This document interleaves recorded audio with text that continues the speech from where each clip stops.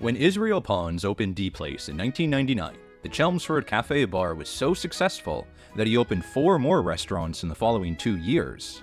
But 3 years later, they've all closed just as quickly as they opened, and D-Place is the only venue left in the owner's portfolio. And it's not doing well. Israel invested £150,000 and took out a £250,000 loan to purchase the business. And that doesn't even buy him the building, which is leased from the brewery. What was once a healthy income is down 50%, and revenue from the bar is the only thing keeping the restaurant going. D-Place Cafe Bar is indie shit. As they desperately attempted to turn the restaurant around, the couple hired executive chef Philippe Blaise, who brings with him 25 years experience and an impressive resume.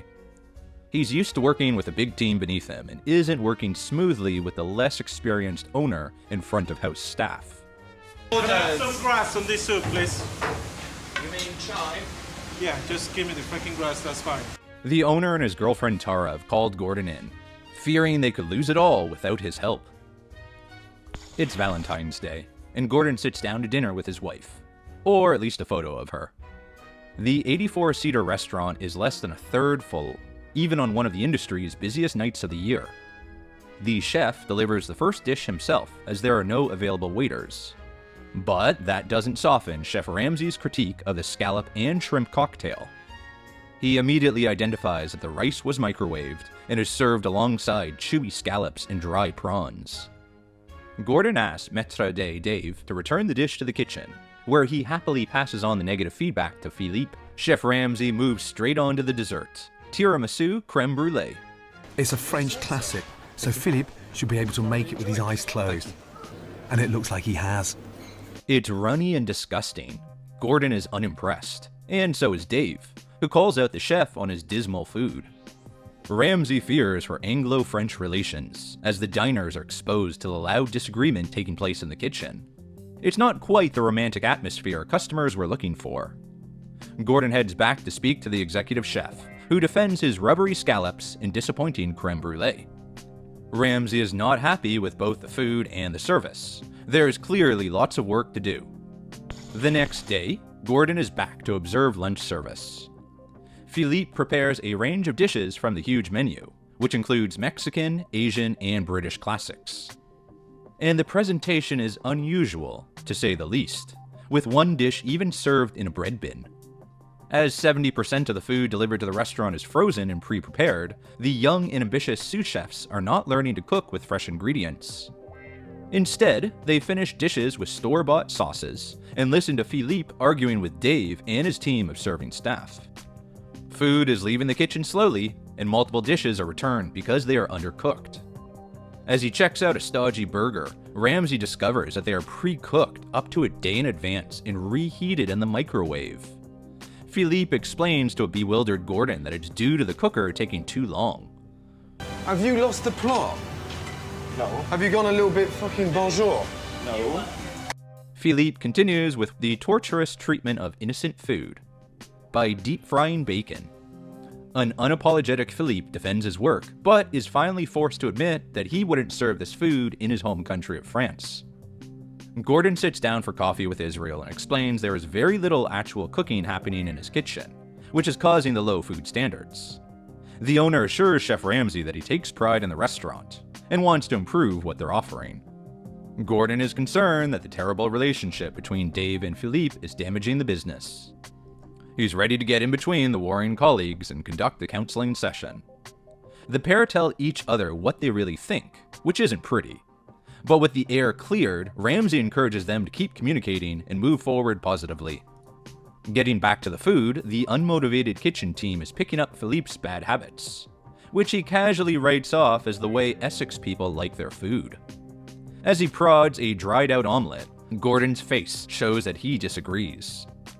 He wants to know where it seemed to go wrong for Philippe, whose past success and talent don't seem to be on show at D-Place.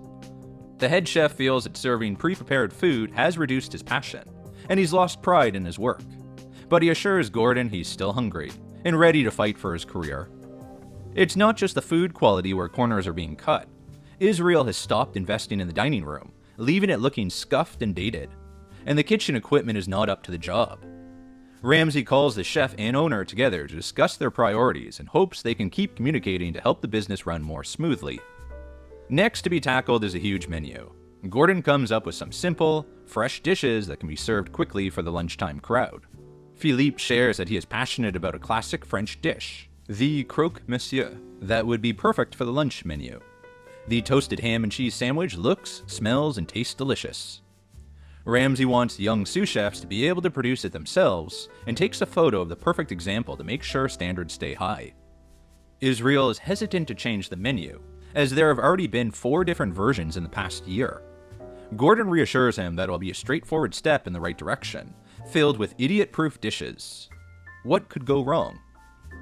To improve the service, Ramsay speaks to Dave about his relationship with the wait staff, telling him he's treating the restaurant as his own social club, and the servers as friends instead of co-workers. The front of house and kitchen teams need to work more closely together, so Gordon sets them a blindfolded guacamole challenge. Each pair is made up of a chef and a server, and they must communicate effectively to follow the recipe correctly. Dave and Philippe are paired together and win the challenge. Ramsay encourages them to continue to help each other, reminding them that their teams will follow their example. It's now day 4 of Gordon's visit, and Israel is checking out the food in the kitchen. He samples a roast potato, which tastes bitter, and asks Philippe if it's been in the fryer. Philippe assures him it's been roasted in the oven. Gordon steps in and tells the head chef that his boss deserves respect, and that includes the truth about the food. Philippe repeats that the potatoes have not been deep fried. Chef Ramsay doesn't believe him. And for as long as I've got a hole in my butt, big boy, those fucking potatoes have been in the deep fat fryer. Calling the chef a liar, Gordon asks one of the sous chefs how many trays of potatoes he fried that morning. The young chef confirms that Philippe told him to fry all 4 trays. He's been found out, and Philippe finally admits that Gordon was correct. The oven isn't hot enough to roast the potatoes, so they were fried. Ramsay leaves the kitchen, muttering that he hates liars, and Israel tells Philippe he needs to be honest if they're going to save the business, even if he looks stupid in front of the cameras. But I'd rather be an honest prat than a liar prat. Gordon is disheartened that the deplaced head chef continues to knowingly send out substandard food, but he's more angry that he then lies about it to cover his tracks. To overhaul the restaurant, he feels they need an entirely fresh start, and that will involve closing the business completely for 48 hours to refurbish the seating area and overhaul the menu. Israel is concerned about losing 2 days of takings, but realizes it's necessary to save his business. They get to work, with every staff member rolling up their sleeves to deep clean the kitchen and give the tired dining room a lick of paint. Ramsay arranges for the faulty ovens to be fixed and a delivery of proper equipment, from food mixers to pans and mixing bowls. For the first time, Philippe seems excited to be in his kitchen. Gordon gets to work, cooking a huge ham that can be served sliced with fries, or used in soups and sandwiches. The young sous chefs are excited to be cooking fresh food, and Ramsay reminds Philippe that their careers are in his hands. The pea and ham soup is perfect, and Gordon once again photographs it to remind them how it should be presented. As the work continues inside the building, the outside also needs a facelift. Ramsay wants to say goodbye to the jumble of posters and banners, and he particularly wants to get rid of the name, D-Place. Israel agrees and has decided to call the restaurant Saracen's, after the popular hotel that's housed in the same building. With 1 day to go until the relaunch, the chefs are working hard to learn the new dishes, and then repeat them consistently. Gordon has introduced a club sandwich in the menu and tells Philippe that as a young chef, he made them every day, and the hardest work was making sure they always looked and tasted exactly the same. The kitchen team has created samples of every dish, and Maître d' Dave compliments them on their work. While the food is looking better, timing will be critical for the busy lunchtime crowd. Working against the clock, Ramsay challenges them to put together the sandwich and fries in minutes. They all work quickly and efficiently, and Philippe is named the winner. But it seems Gordon had an ulterior motive. Great. Without him even knowing it, I've just managed to demote the executive chef to the club sandwich chef. The next morning, the restaurant is preparing for 70 covers at the opening lunch service for the Saracen's Cafe Bar. Diners have been promised a soup and salad or sandwich within 30 minutes, so the pressure is on. Orders start to come in, and the restaurant staff jump into action. To make the low-cost lunch deal work, they will need to fill the dining room twice over, so the wait staff need to be turning tables efficiently. But things don't start smoothly. Dishes contain random potatoes, fish cakes are burning, and egg yolks are bursting. The presentation is poor and certainly not up to Gordon's photo reference standards. The basic menu is still too complicated for the inexperienced team. When the deep fat fryer stops working, they try to serve undercooked potatoes before Chef Ramsay steps in to pan fry them. Orders are stacking up, and tickets are being missed. Diners are waiting too long, making some of the local workers on their lunch break late back to their office. The food is going down well, but the orders are still in a mess. While some tables have no food, others are having the same plates delivered twice. Philippe blames the waiters for not removing the tickets when they serve the food, and announces he's had enough. He's going out for a cigarette. Pointing out that they are drowning and his team needs him, Gordon tells him he can't just walk out. Israel is sympathetic to Philippe in this instance, telling Ramsay that problems front of house should be reported to the manager, Dave, and not directly to the kitchen. Gordon agrees that Dave should be fully aware of the status of every table in the restaurant, and every dish that's coming in and out of the dining room. When Israel confronts the restaurant manager, he refuses to listen, and the frustrated owner tells him to leave if he won't take some responsibility. Get off the floor now. Fine. Use the back door, please. The mix-ups and delays have forced Israel to give away over £100 worth of food, and to prevent more embarrassing problems, he decides not to take any more bookings. Some diners are still waiting for their 30-minute lunch, an hour and 20 minutes after arriving. It's been a disappointing day, and Gordon tells Israel and Tara that they might have to start by taking a smaller number of customers until the kitchen can learn to cope with a full dining room. As they prepare the hams for the next day, Philippe tells Ramsay that he had lost his way with food, but feels more excited about moving forward. Gordon encourages him to take control of the kitchen, before gathering the team to say goodbye and promising to come back soon. 6 weeks later, Gordon is back in Chelmsford, and as he walks up to the restaurant, it's clear that something is wrong. The D-Place signs are still in place. Having worked through what he describes as the 7 longest days of his life, Chef Ramsay had hoped that the business was moving forward, but instead, Gordon finds out that the restaurant had gone into receivership 2 weeks prior. The brewery had taken the cafe bar back and put the lease up for sale, and Israel was gone for good. But there is one familiar face. Executive Chef Philippe has kept his job. He tells Gordon they are still sticking to his menu, and admits that Ramsay's club sandwich is a better seller than his croque monsieur. The food sales improved after Gordon's visit, but it wasn't enough. Ramsay visits Israel and Tara at home to find out what went wrong. They start by telling him what went right. The town embraced the menu changes and enjoyed the higher quality food. The couple was feeling positive about the direction the business was going in, when unexpectedly the brewery demanded the keys back and removed them from the lease. Unfortunately, they had just bought a new home, and Tara was 8 months pregnant, so the timing was terrible. They've lost their savings and are frustrated that they were naive about the brewery's actions. To find out why they were asked to leave, Chef Ramsay speaks to the brewery spokesperson, who gives him the full story. The company had accepted the highest bid for the lease, which Israel hadn't expected. Back at D-Place, Gordon challenges Philippe to make him a quick lunch. And 6.5 minutes later, he's enjoying a delicious club sandwich and fries, hand-delivered by the smiling Frenchman. After filming was completed, we were told that Israel had purchased a new cafe bar in a nearby city, and that Dave had returned as restaurant manager at D-Place. With his old frenemy back, will Philippe keep smiling? Gordon visited D-Place in 2004, and the episode was originally aired in May 2005. It wasn't the highest rated episode of Ramsay's Kitchen Nightmares, achieving just 6.8 out of 10 on IMDb. The highlight of the episode for many viewers happened in the first sentence, as Gordon introduced the restaurant and the problem in his own special way. Other moments fans enjoyed were Philippe's denial that he had fried the potatoes despite Gordon's mounting evidence and witness statements. Once he dug his heels in, he really wasn't going back down, however ridiculous it made him look.